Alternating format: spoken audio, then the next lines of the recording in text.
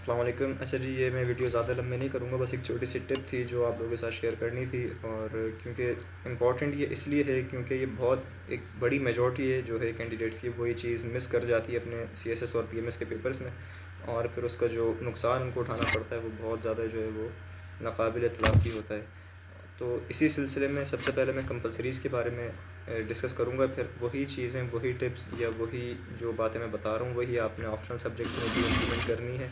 तो आपका जो राइटिंग का मसला है, क्वेश्चन एड्रेसिंग का मसला है, कॉम्प्रिहेंशन का जो मसला है आता है ज़्यादातर लोगों को, वो इंशाल्लाह क्लियर हो जाएगा अगर आप ये 3-4 बातें अपने जहन में रखेंगे।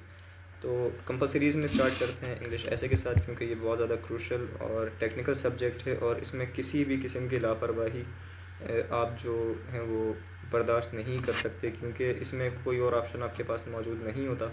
जिस तरह दूसरे सब्जेक्ट्स में आपके पास 4 क्वेश्चंस का एक स्पेस मौजूद होता है, 7-8 क्वेश्चंस आपको मिलते हैं और उसमें से आपको 4 क्वेश्चंस करने होते हैं। तो इंग्लिश ऐसे में ऐसी कोई कहानी नहीं होती।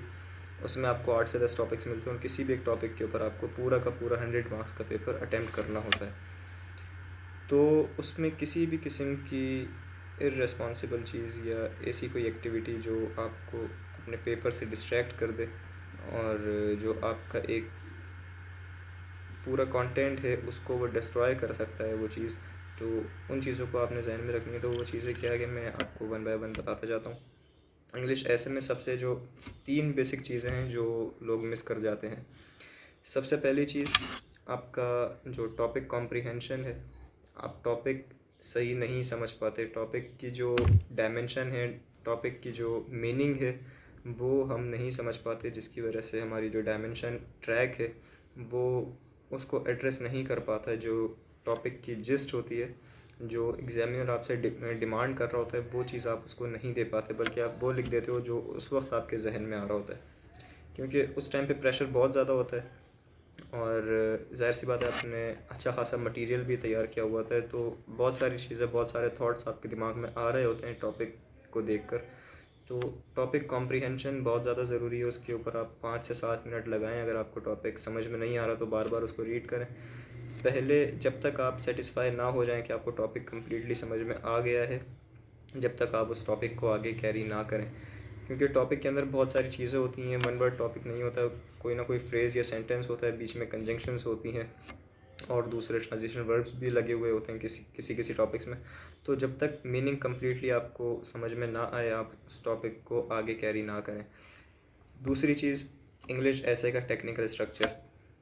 टेक्निकल स्ट्रक्चर जो है वो बहुत सारे लोगों को नहीं पता होता। इंग्लिश ऐसे का जो टेक्निकल स्ट्रक्चर है वो क्या है और उसके जो रूल्स हैं, ख़ास तौर पे इंट्रोडक्शन, फिर पैराग्राफ राइटिंग के और फिर कंक्लूजन के, इन तीनों चीज़ों के डिफरेंट रूल्स हैं जो आपको अपने जहन में रखते हुए उनके पैराग्राफ्स जो हैं वो डेवलप करने होते हैं।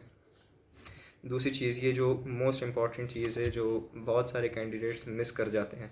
अच्छा, तीसरी चीज़ जो इंग्लिश ऐसे में हम मिस करते हैं वो है ऑर्गेनाइजेशन।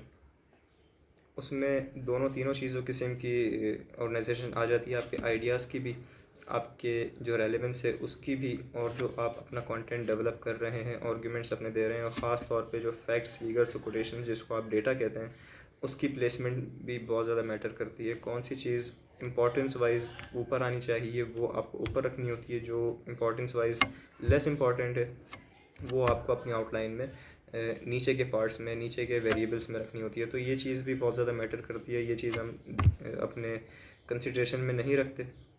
अच्छा, इंग्लिश ऐसे में ये 2-3 चीज़ें थी, अभी मैं ऊपर ऊपर से बता रहा हूँ चीज़ें, ये आप अपने जहन में रखें और इसको मज़ीद आप स्टडी भी कर सकते हैं ताकि आपको इन चीज़ों के, इन टर्म्स के बारे में ज़्यादा बेहतर अंडरस्टैंडिंग हो सके। अच्छा, अभी इंग्लिश कंपोजिशन के पेपर में प्रेसी की प्रैक्टिस हम बिल्कुल नहीं करते या रूल्स उसके हम फॉलो नहीं करते, क्योंकि बहुत सारे ऐसे मैंने लोग देखे हैं जो प्रेसी को इस तरह बना रहे होते हैं कि मतलब वो पैराग्राफ जो है वो शॉर्ट कर देते हैं, उसकी लेंथ शॉर्ट करके वो समझते हैं कि हमने इसको प्रिसाइज़ कर दिया है या इसकी प्रेसी बना दी है। तो ऐसा नहीं होता, उसके भी कुछ रूल्स हैं।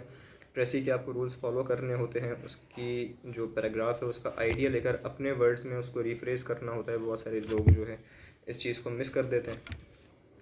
इसके साथ जो बड़ा मसला करते हैं इस सब्जेक्ट में, इस क्वेश्चन के अलावा, वो सिनोनिम्स और एंटोनिम्स के ऊपर ध्यान नहीं देते। जो 20 मार्क्स का आपका इसमें एक क्वेश्चन आता है, क्वेश्चन की पेपर के स्टार्ट में 20 मार्क्स का जो ऑब्जेक्टिव पार्ट होता है, वो बहुत सारे लोग प्रिपेयर नहीं करते, और उसमें वो सॉलिड मार्क्स होते हैं आपके। अगर उसमें आप मार्क्स नहीं लेंगे तो फिर ये पेपर पास करना मुश्किल हो जाएगा। तो एक तो आपको 20 मार्क्स के ऑब्जेक्टिव तैयार करने हैं, उसके बाद प्रेसी के रूल्स और उसकी प्रैक्टिस लाजमी करनी है। इसी तरह कॉम्प्रिहेंशन और ट्रांसलेशन, इन 3-4 चीज़ों को आपको पकड़ के रखना है। ये चीज़ें आपकी अगर हो जाती हैं तो फिर आप ये पेपर ईज़िली इंशाल्लाह पास कर सकते हैं।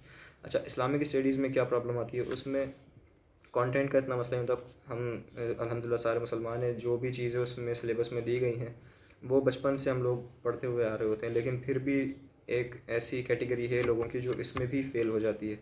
और वो क्यों फ़ेल होती है उसमें, उसका सिंपल से रीज़न ये है कि ये ग्रेजुएट लेवल एग्ज़ाम है, और आर्गूमेंट्स की जो क्वालिटी है वो उसी हिसाब से वो आपसे डिमांड कर रहा होता है। तो आर्गूमेंट डेवलपमेंट और उसके साथ जब आप उसको सब्सटेंशिएट करेंगे, उसके साथ रेफरेंसेस देना बहुत ज़्यादा ज़रूरी होता है। कंपलसरी नहीं है, लेकिन उसकी रेलेवेंस और इम्पॉर्टेंस बहुत ज़्यादा है, सिग्निफिकेंस बहुत ज़्यादा है जिसमें आपके पास कुरान की आयत, अहादीस और इस किस्म की जितने भी इस्लामिक जूरिस्प्रूडेंसी या इस्लामिक लिटरेचर से रिलेटेड जो भी चीज़ें होती हैं, वो आप जितना ज़्यादा कोट करेंगे उतना ज़्यादा आपको बेनिफिट मिलेगा।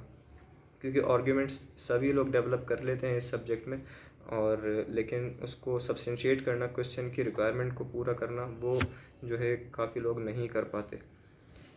अच्छा, इस्लामिक स्टडीज़ का ये। इसके बाद करंट अफेयर्स और पाकिस्तान अफेयर्स में जो सबसे ज़्यादा मसला लोगों को आता है वो आता है की टर्म्स का। की टर्म्स ये मतलब, मैं उन वर्ड्स की बात कर रहा हूँ जो किसी भी क्वेश्चन के एंड में या स्टार्ट में लगे होते हैं। अगर आपने क्वेश्चन पास पेपर्स को एनालाइज़ किया हो तो उसमें आपको पता चलेगा कि फॉर एग्जांपल किसी भी क्वेश्चन से पहले एक्सप्लेन लिखा हुआ होता है, क्रिटिकली एनालाइज लिखा हुआ होता है, इल्यूसिडेट लिखा हुआ होता है। इसी किस्म के 8 से 10 कीवर्ड्स होते हैं हर क्वेश्चन के, और हर वर्ड का मतलब और हर वर्ड की डिमांड अलग होती है। हम क्या करते हैं कि उन वर्ड्स को इग्नोर कर देते हैं, और मेन जो क्वेश्चन है उसके ऊपर हमारा सारा का सारा फोकस होता है। तो इन चीज़ों को अगर हम कंसिडर नहीं करेंगे तो क्वेश्चन की डिमांड या उसकी डायरेक्शन हमें पता ही नहीं चलेगी कि ये बेसिकली हमसे डिमांड क्या कर रहा है एग्जामिनर। फॉर एग्जांपल, अगर सी पैक के ऊपर कोई क्वेश्चन आता है और उसके साथ कीवर्ड लगा हुआ है क्रिटिकली एनालाइज, तो उसमें हमें पूरे सी पैक की डिटेल्स देने की ज़रूरत नहीं है प्रोजेक्ट की। वो उस क्वेश्चन में जो डिमांड कर रहा है क्रिटिकली एनालाइज का मतलब यही होता है कि इसके हमें पॉजिटिव्स और नेगेटिव्स दोनों को वहाँ पर डिस्कस करना है।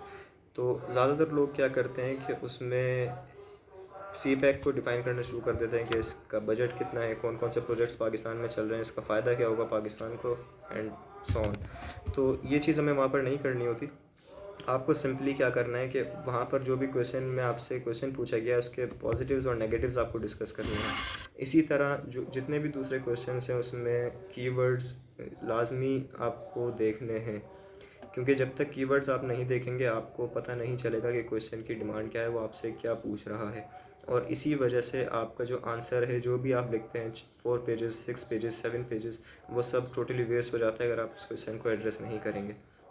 अच्छा, जनरल साइंस एंड एबिलिटी में क्या मसला आता है आपको। जनरल साइंस का जो सेक्शन है उसमें बहुत सारे लोग जो हैं वो डिटेल्ड आंसर लिख देते हैं, लेकिन उसमें अब बहुत ज़्यादा इंपॉर्टेंस आपके पास बढ़ गई है डायग्राम्स की और पिक्चर्स की। अब जनरल साइंस का पेपर है और हर टॉपिक आपके पास ऐसा है जिसमें कोई ना कोई आपको डायग्राम मिलेगी बुक्स में, तो आपको डायग्राम्स लाजमी बनानी है। और ये जनरल साइंस की मैं बता रहा हूँ। बाकी जो जनरल एबिलिटी का पेपर है उसमें जो आपकी प्रैक्टिस है वो आपको करनी है, उसमें तो कोई कॉम्प्रोमाइज़ नहीं है। वो 0 या 100 आपको वहाँ पे मार्क्स मिलेंगे। अगर आपने सोल्यूशन सही दिया है तो आपको 100% मार्क्स मिलेंगे, नहीं तो आपको वहाँ पर 0 मिलेगा। और इसी तरह जनरल साइंस में आपके जो मार्क्स से डिडक्ट होते हैं वो आपके डिडक्ट होते हैं या तो आप उसको सही तरह जस्टिफाई नहीं कर पाते, या पिक्चर्स उसमें बना के, डायग्राम्स बना के उसको सही से इलस्ट्रेट नहीं कर पाते। क्योंकि अब इस तरह पेपर पैटर्न हो चुका है कि 5-5 मार्क्स के 4-4 क्वेश्चंस आते हैं कि क्वेश्चन में, और हर क्वेश्चन को उन्होंने शॉर्ट कर दिया है। तो उस 5 मार्क्स के क्वेश्चन में अगर आप डायग्राम बना देते हैं तो आपके 1.5 से 2 मार्क्स तो वैसे ही वहाँ पर सिक्योर हो जाएंगे। फिर बाकी जो भी आप उसमें डिटेल लिखेंगे 1-2 मार्क्स आपको उसके मिल जाएंगे। और अगर आप डायग्राम नहीं बनाएंगे तो आपको 5 में से हार्डली 2 से ढाई मार्क्स मिलेंगे। तो इस वजह से जो आपके मार्क्स जो हैं वो ऊपर नीचे होते हैं। तो इन चीज़ों को आप जहन में रखें कंपलसरीज़ में, और यही चीज़ आप इम्प्लीमेंट कर सकते हैं अपने ऑप्शनल सब्जेक्ट्स में। इंग्लिश ऐसे का मैंने आपको बता दिया है, इंग्लिश कंपोजिशन का मैंने आपको बता दिया है, इस्लाम की स्टडीज़ का मैंने आपको बता दिया है, इसी तरह करंट अफेयर्स पाकिस्तान अफेयर्स का मैंने आपको बता दिया है, और जनरल साइंस एंड एबिलिटी का बता दिया है। अब इसके नीचे जो ऑप्शनल सब्जेक्ट्स हैं, इंटरनेशनल रिलेशंस है, पॉलिटिकल साइंस है, आई लॉ, या जो भी आप सब्जेक्ट लेते हैं, तो हर क्वेश्चन के साथ कोई ना कोई कीवर्ड लगा हुआ होता है लाजमी। उस क्वेश्चन को आप जब तक सही से समझेंगे नहीं, उस एक वर्ड के ऊपर पूरा का पूरा क्वेश्चन जो है वो डिपेंड कर रहा होता है। और अगर आप वो क्वेश्चन नहीं सही से समझेंगे, उसकी डिमांड नहीं समझेंगे, तो फिर आप उसमें कुछ भी कितने ही अच्छे आर्ग्यूमेंट्स लिख दें, आपको मार्क्स उसमें नहीं मिलेंगे। तो ये चीज़ें आपने जहन में रखनी है। बाकी इंशाल्लाह हम आगे वीडियोस में प्रैक्टिकली ये सारी चीज़ें करते हुए चलेंगे। मैं तमाम सब्जेक्ट्स के आपको सॉल्यूशंस, किस तरह क्वेश्चन अटैम्प्ट करना है, और इन कीवर्ड्स को हम किस तरह एनालाइज कर सकते हैं, उसको किस तरह समझ सकते हैं, ये सारी चीज़ें मैं इंशाल्लाह आगे वाली वीडियोस में आपको बताऊंगा। बाकी ये एक छोटी सी वीडियो बनाने का मकसद यही था कि इन चीज़ों को आपने कंसिडर करना है अपनी प्रिपरेशंस में, ताकि फिर आपको आगे कोई प्रॉब्लम ना हो। क्योंकि ये पढ़ते वक्त तो इतना ज़्यादा मैटर नहीं करता, लेकिन जब आप लिखने बैठते हैं तो लिखते वक्त इन्हीं चीज़ों को फ़ोकियत दी जाती है। तो अगर आप इन चीज़ों को इम्पोर्टेंस नहीं देंगे, तो आपके आंसर्स को भी कोई इम्पोर्टेंस नहीं मिलेगी। अल्लाह हाफ़िज़।